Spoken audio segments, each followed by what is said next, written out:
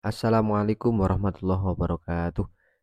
Selamat datang kembali lagi di Harir Channel. Bapak Ibu, gimana masih semangat? Mari kita belajar lagi tentang soal SKTT moderasi beragama. Langsung saja ke soal yang pertama. Ini soal analisis.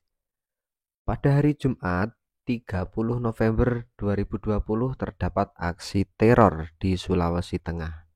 Satu keluarga tewas dianiaya, 6 rumah warga dibakar, serta satu rumah pelayanan umat juga dibakar. Akibat teror ini, beberapa warga memilih untuk mengungsi. Peristiwa teror seperti yang terjadi tersebut tidak sesuai dengan pengamalan Pancasila, terutama sila keberapa A1 dan 2, B2 dan 3, C3 dan 4, D4 dan 5, E semua sila. Ya, jadi kita lihat pada soal ini dapat kita telaah bahwa ada aksi teror yang menyebabkan satu keluarga tewas, 6 rumah warga dibakar, kemudian ada rumah ibadat pelayanan umat ini juga dibakar. Jadi dua garis besar yang dapat kita ambil adalah ada manusia yang terbunuh dan di sini ada tentang umat beragama. Oke, jadi dapat disimpulkan bahwa hal tersebut tidak sesuai dengan sila yang ke.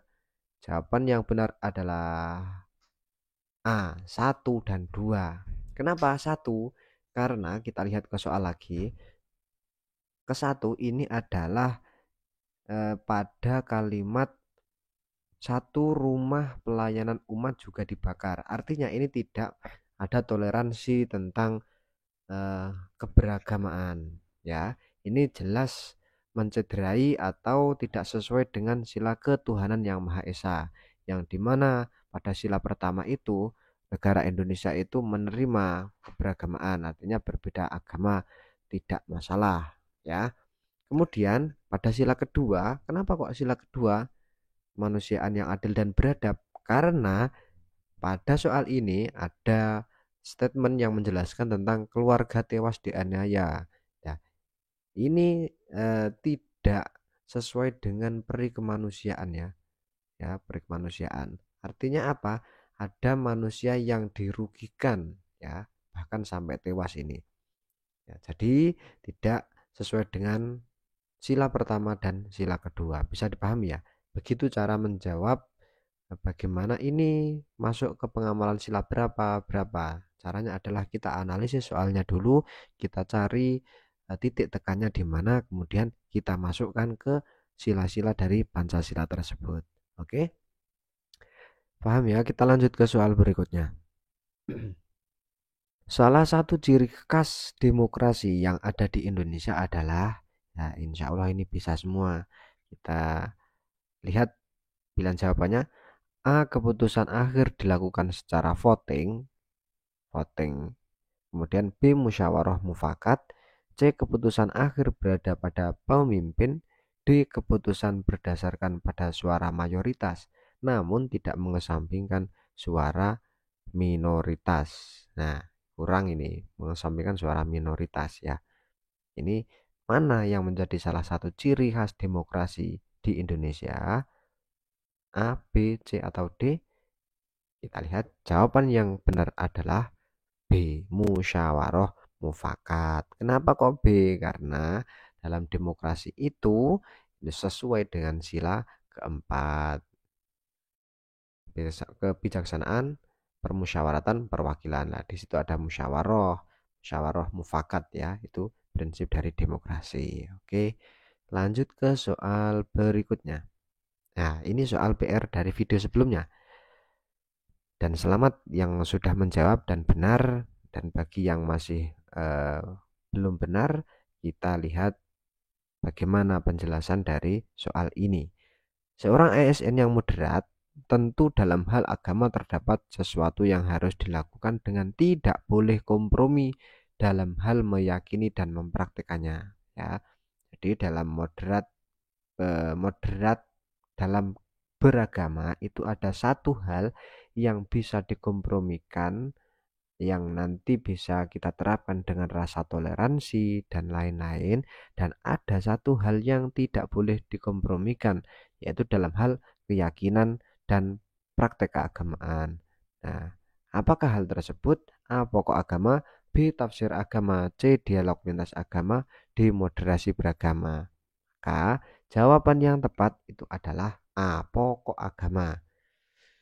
Kenapa demikian? Penjelasannya adalah terkait urusan pokok agama itu tidak boleh ada kompromi dalam hal meyakini dan mempraktekannya. Contoh, dalam agama Islam itu sholat fardu itu ada 5 ya. Karena tenggang rasa maka karena toleransi maka dihilangkan 4 saja. Nah, itu tidak boleh. Itu dalam hal pokok agama. Kemudian tapi untuk urusan agama yang sifat hukumnya diperdebatkan dan ada beragam pandangan, artinya ada beberapa pendapat, seseorang moderat akan mengambil sikap hukum tertentu untuk dirinya, tapi tidak memaksakan hukum itu berlaku untuk orang lain. Itulah makna dari toleran. Jadi, boleh berbeda, namun tidak diperbolehkan untuk memaksakan hukum agar diterapkan orang lain. Ya, silahkan terserah individunya saja, kemerdekaan hak setiap manusia ya. Itu pokok agama dan tafsir agama ini. Yang kedua ini adalah tafsir agama. Nah, ini. Oke, paham ya? Soal selanjutnya. Ini panjang. Soekarno berasal dari Jawa, Muhammad Hatta berasal dari Sumatera, A.A. Maramis berasal dari Sulawesi, dan Tengku Muhammad Hasan berasal dari Aceh. Tokoh-tokoh tersebut adalah orang-orang Indonesia yang mendapatkan pendidikan dari Belanda sebagai dampak diterapkannya politik etis. Para pemuda ini kemudian menyadari bahwa bangsa mereka adalah bangsa jajahan yang harus berjuang meraih kemerdekaan jika ingin menjadi merdeka dan sejajar dengan bangsa asing lain. Walaupun mereka berasal dari berbagai daerah dan suku bangsa, namun beliau merasa sebagai satu nasib dan penderitaan, sehingga bersatu menggalang kekuatan bersama. Nah, pertanyaannya, sikap beberapa tokoh tersebut mencerminkan sikap apa? A. Patriotisme, B. Nasionalisme, C. Kepahlawanan, D. Bela negara. Nah, ini hampir-hampir mirip, namun kita harus jeli dalam melihat konteks soalnya. Di situ ada kata-kata para pemuda ini kemudian menyadari bahwa, nah, menyadari ini artinya sadar, menyadari bahwa bangsa mereka adalah bangsa jajahan yang harus berjuang meraih kemerdekaan dan seterusnya. Maka dilihat dari konteks ini bisa kita pilih jawaban yang tepat adalah B. Nasionalisme. Kenapa? Karena nasionalisme itu adalah paham cinta tanah air. Ya, paham cinta tanah air. Kenapa kok harus nasionalisme? Karena di dalam soal tadi eh, beliau-beliau ini paham dan menyadari bahwa bangsa mereka, bangsa kita ini adalah bangsa jajahan yang harus diperjuangkan untuk meraih kemerdekaan meskipun berbeda dari eh, segi suku dan lain-lain ya. Karena cinta tanah air ini, tanah air itu bisa berarti sudah melewati batas kesukuan, artinya lintas suku, bukan hanya suku A saja. Nah, itu nasionalisme. Oke, menuju soal selanjutnya. A. Premanisme yang terjadi di kota-kota besar di Indonesia. B. Radikalisme yang dilakukan oleh sekelompok golongan tertentu. C. Aksi teroris yang menyebabkan jatuhnya korban meninggal dunia.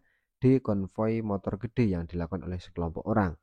Yang merupakan tindakan yang lahir dari paham ideologi yang ekstremisme adalah, kalau model soal seperti ini, agar lebih cepat kita mencari jawaban, maka langsung kita baca soalnya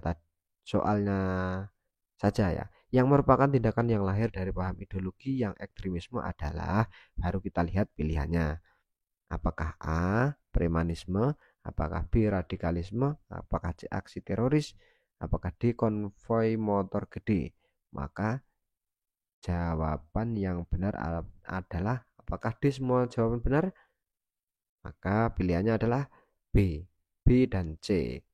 B tadi radikalisme, C aksi teroris. Ini muncul karena ada paham ekstremisme. Ekstrim itu berlebihan, nanti radikal, kemudian radikal itu ingin menciptakan perubahan secara cepat ya, cepat. Kemudian terorisme ini caranya. Teroris itu lebih ke kekerasan. Paham ekstremisme adalah paham yang kuat pada keyakinan terhadap sesuatu yang melebihi batas kewajaran. Jadi ekstrim itu garis besarnya adalah melebihi batas kewajaran dan dapat melakukan aktivitas yang melanggar aturan untuk memenuhi hasratnya. Hal ini dilekatkan dengan radikalisme dan aksi terorisme. Oke, kita lanjut ke soal berikutnya. Ini menjadi PR untuk video selanjutnya. Silahkan nanti jawabannya ditulis di kolom komentar. Kita baca dulu. Menjadi relawan di Palestina merupakan salah satu sikap yang mencerminkan nilai. Nah, ini analisis lagi ini. A. Bela negara. Apakah bela negara? B. Kemanusiaan. C. Patriotisme. D. Nasionalisme. Nah, mana yang paling tepat? Menjadi relawan di Palestina merupakan salah satu sikap yang mencerminkan nilai. Silahkan ditulis di kolom komentar dan kita bahas di video selanjutnya. Semoga kita semuanya lolos, sukses, dan mendapatkan NIP tahun ini. Amin amin ya rabbal alamin. Sehat, sampai bertemu di video selanjutnya. Oke, terima kasih. Assalamualaikum warahmatullahi wabarakatuh.